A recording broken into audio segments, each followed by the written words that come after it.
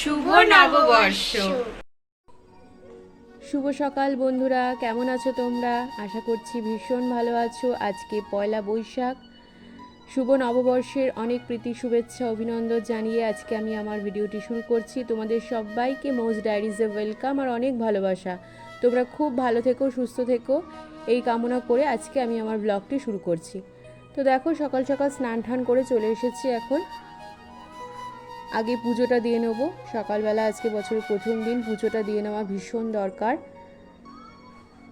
তো দেখো, স্নান করে একটা নতুন নাইটি পরেছি, রানী কালারের একটা নাইটি। এটা আমি আমার দোকান থেকেই নিয়েছি। সকালবেলা যেহেতু নতুন জামা কাপড় পরতে লাগে, যদিও বা বাচ্চাদেরই পয়লা বৈশাখ, তাও একটু নতুন কিছু না পরলেই নয়। স্নান করে উঠে একটু নতুন পরলে ভালো লাগে। তো এই যে দেখো, পুজোর বাসন টাসন ধুয়ে এখন আমি পুজো দিতে যাব। তো ভিডিও টাইটেলে তোমরা দেখে বুঝতে পেরেছো, তো তোমাদের যেটা লিখেছি আমি সেটা সত্যি। আজকে সকালবেলা ঘুম থেকে উঠে মনটা একটু খারাপ হয়ে গেছে, কারণ সকালবেলা পুজোর ঘরে দিয়ে দেখছি আমি যে মা লক্ষ্মীর কানটা ফাঁকা। তো একটা কানে দুল আছে, আরেকটা কানে নেই। এই যে দেখতে পাচ্ছ, এই সোনার দুলটা, টপটা মা লক্ষ্মীর কানে ছিল। তো একটা আছে আর একটা নেই। আমি যেহেতু 3-4 দিন পুজো দিতে আসিনি, তাই জানি না কি কোনোভাবে যাই হোক হারিয়ে গেছে। আমি আজকে এসে দেখছি সেটা নেই। তো এই দুলটা আবার দোকান থেকে এমনি আপাতত কিনে আনা হয়েছে। এখন দেখি কি করা যায়, পরে একটা ব্যবস্থা করতে হবে। কারণ এই দুলটা পরে খুব একটা যে সুন্দর লাগছে তা না, কারণ সোনা তো সোনাই হয় না। তো সোনাটা যখন পরা ছিল তখন মুখটা একটা অন্য একটা আলাদাই একটা সুন্দর ছিল মুখটার মধ্যে। তো মনটা ওর জন্যই খারাপ যে আজকে বছরের প্রথম দিন এরকম একটা ব্যাপার হয়ে গেল। তো সেটা নিয়ে মন খারাপ ছিল। তো এই করতে করতেও সকালটা অনেকটা দেরিও হয়ে গেছে। ঠাকুর ঘরে আস্তে আস্তে মোটামুটি 11:30 বেজে গেছে আমার। ইচ্ছে ছিল সকাল সকাল আরও পুজোটা দেওয়ার, কিন্তু তা তো হলো না। মানে যেটা হওয়ার বলে না, সেটা হবেই, কিছু করার নেই। তো সেই নিয়ে মন খারাপ করে থাকলেও হবে না। তো এখন আমি ঠাকুর পুজো সব গুছিয়ে পরিষ্কার করে ঠাকুরগুলোকে নতুন জামা পরিয়ে রেডি করে নিচ্ছি। আজকে পুজো দিতে দিতে অনেকটা দেরি হয়ে গেছিলো, প্রায় 1.5 ঘন্টা সময় লেগে গেছিলো আমার ঠাকুর পুজো দিতে।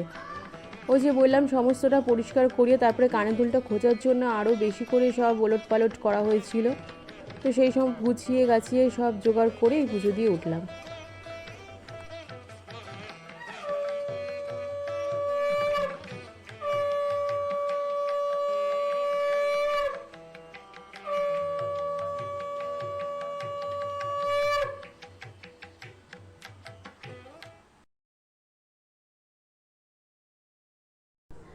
এখন এই রিয়াংশিকে স্নান টান করিয়ে নিচ্ছিস। বেলা বাজে 12:30। স্নান করিয়ে নতুন জামার পরার ব্যাপারটা থাকে। তো ওর বন্ধু নতুন জামা পরে চলে এসেছে, তার জন্য ওরও বায়না, তার জন্য।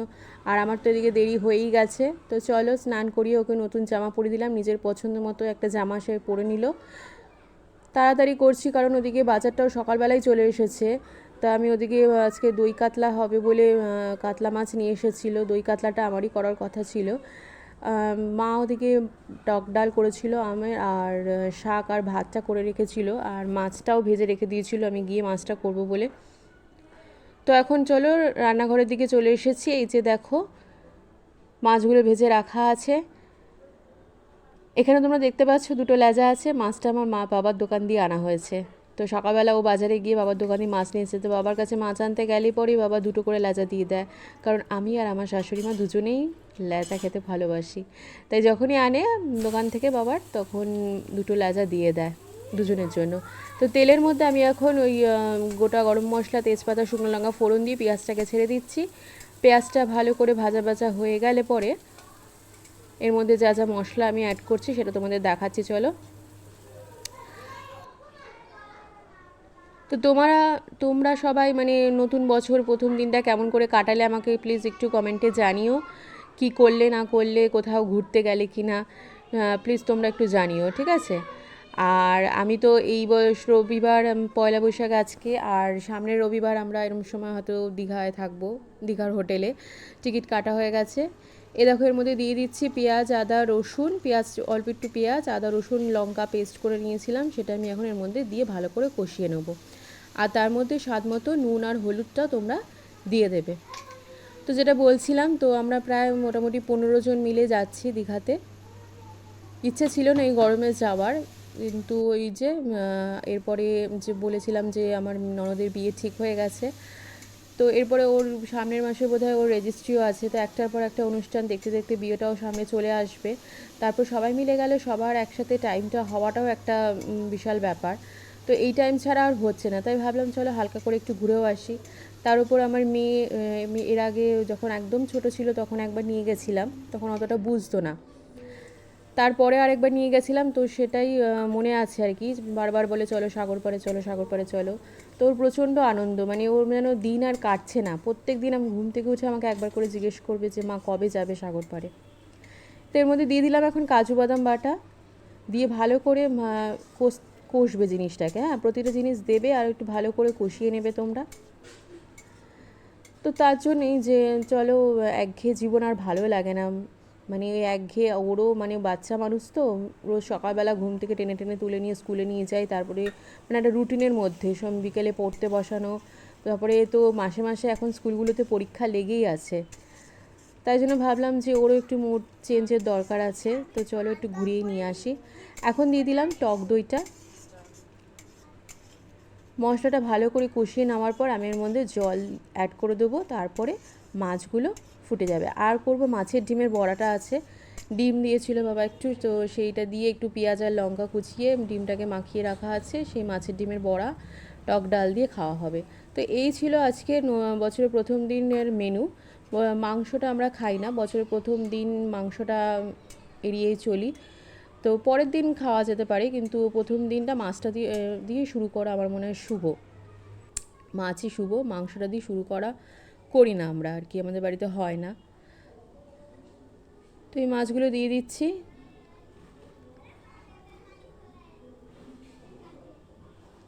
তো সেটাই রয়েছে আর কি, ঘুরতে যাব বলে চার একটা মানে চাপও বলতে পারো, মানে যাব, আনন্দ তো আছে, তার উপর মানে বাচ্চা নিয়ে যাওয়া মানে একটা বিশাল হেডেক। তো সেই গোছগাছও আর কদিন পর শুরু হয়ে যাবে, সেটাও আমি তোমাদের সাথে শেয়ার করব। দেখো মাছটা এখন হয়ে গেছে, নামিয়ে নিচ্ছি। তোমরা যারা আমার ভিডিওটা দেখছো তারা অবশ্যই লাইক কমেন্ট শেয়ার করে দিও, আর পেজটাকে ফলো করে দিও প্লিজ, একটু সাপোর্ট করো, পাশে থেকো আমার। তো দেখো আমার দই কাতলাটা রেডি হয়ে গেছে, এখন মাছের ডিমের বড়াটা বাকি আছে, তো চলো সেটাই করে নিচ্ছি।